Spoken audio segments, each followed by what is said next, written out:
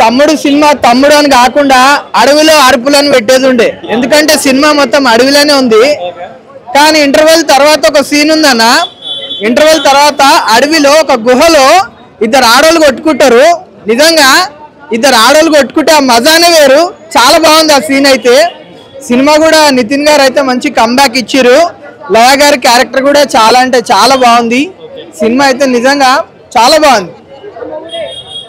నచ్చిందా అంటే ఏదో బ్యాక్గ్రౌండ్ స్కోర్ అవన్నీ ఎలా ఉన్నాయి, లయ గారి పర్ఫార్మెన్స్ ఎలా ఉంది? బ్యాక్గ్రౌండ్ స్కోర్ యాజిటీజ్ ఉంది అన్న, దావుదీజ్ బ్యాక్గ్రౌండ్ వస్తుంది నిజంగా. అసలుకి యాజిటీజ్ ఉంది మ్యూజిక్ అయితే. మ్యూజిక్ కూడా చాలా బాగుంది. మా సిస్టర్ సెంటిమెంట్ అయితే నిజంగా మంచిగా వర్కౌట్ అవుతుంది మూవీలో. బాగుంది మూవీ అయితే బాగుంది. పడేశాడు, మళ్ళా నిద్రపోయేలా చేశాడు. ఫోన్ వదిలితే ఒట్టు సినిమా ఉన్నంతసేపు, సినిమా నడుస్తున్నంతసేపు ఫోన్లు వదిలితే తప్పు. అంత దారుణంగా ఉంది సినిమా అయితే. సెకండ్ హాఫ్ లో కొన్ని యాక్షన్ సీక్వెన్సెస్ ఇంటర్వెల్ అవ్వగానే పోస్ట్ ఇంటర్వెల్ సీన్లు బాగుండే, కొన్ని ఫైట్లు బాగుండే. అన్న బ్యాక్గ్రౌండ్ మ్యూజిక్ ఏందన్న బాబు, దేవరా కొట్టాడు, కేజీఎఫ్ కొట్టాడు, మొత్తం కాంతారా కొట్టాడు. అసలు మరీ దారుణంగా ఉందన్న. బీజిఎం మొత్తం అన్ని సినిమాలు తీసి కలగపులగం చేశారు. నితిన్ గారు ఎంతో ప్రేమగా జనాలకి, ఫ్యాన్స్ కి అందరికీ చెప్పారు సినిమా బాగుంటుంది ఈసారి చూడండి అని చెప్పి. కానీ ఆయన ఇంకా వెయిట్ చేయాల్సిందే, తప్పదు. ఆయనకి ఇంకా హిట్ పడే అవకాశం అయితే నాకైతే కనిపించట్లేదు. ఈ సినిమా కూడా ఏది ప్రామిస్ అనేసాడు కదా, మరి ఇది వేణు శ్రీరామ్ ప్రామిస్ కాదన్నా, ఇది పేషెన్స్, జనాల పేషెన్స్. ఇది మా పేషెన్స్ ని టెస్ట్ చేసినట్టుంది. సినిమా ఎంసీఏ చూస్తున్నట్టే ఉంది, కానీ ఎంసీఏ చూసినా కూడా మాకు ఇంత దారుణంగా అనిపించలేదు.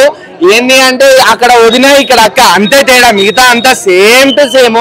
చాలా రొటీన్ గా ఉంది. అసలు స్క్రీన్ ప్లేలో ఏమైనా కొత్తగా ఉందా అంటే స్క్రీన్ ప్లే కూడా ఏం లేదు. బ్యాక్గ్రౌండ్ మ్యూజిక్ ఏమైనా బాగుందా అంటే బ్యాక్గ్రౌండ్ మ్యూజిక్ కూడా ఏం లేదు. చాలా చండాలంగా ఉంది. అన్ని సినిమాలు కలిపి కొట్టాడు. లయ గారు సినిమాకి మళ్ళా వచ్చారు, సినిమా ఇండస్ట్రీకి మళ్ళా వచ్చారు. మన చైల్డ్హుడ్ మెమరీస్ ఏమైనా గుర్తొస్తాయా అంటే లయ గారు యాక్టింగ్ ఏమైందో తెలీదు. ఆవిడ మొత్తం ఓవర్ యాక్టింగ్ ఉంది సినిమాలో. అసలు సినిమాలో బాగుంది అని ఒక సీన్ చెప్పడానికి కూడా లేదు. ఒక్క సీన్ మాత్రం బాగుంది. దీని మీద నాకు ఎందుకు 100 కోట్లు పెట్టారో నాకైతే అర్థం కావట్లేదు. మొత్తం అడవిలోనే తీశారు సినిమా. మహా అయితే వికారాబాద్ అడవుల్లో తీసేది సినిమాని 10 కోట్లలో. అంత దరిద్రంగా ఉంది. విఎఫ్ఎక్స్ కూడా నాకు అంత పెద్ద విఎఫ్ఎక్స్ ఉన్న షార్ట్స్ అయితే కనిపించలేదు.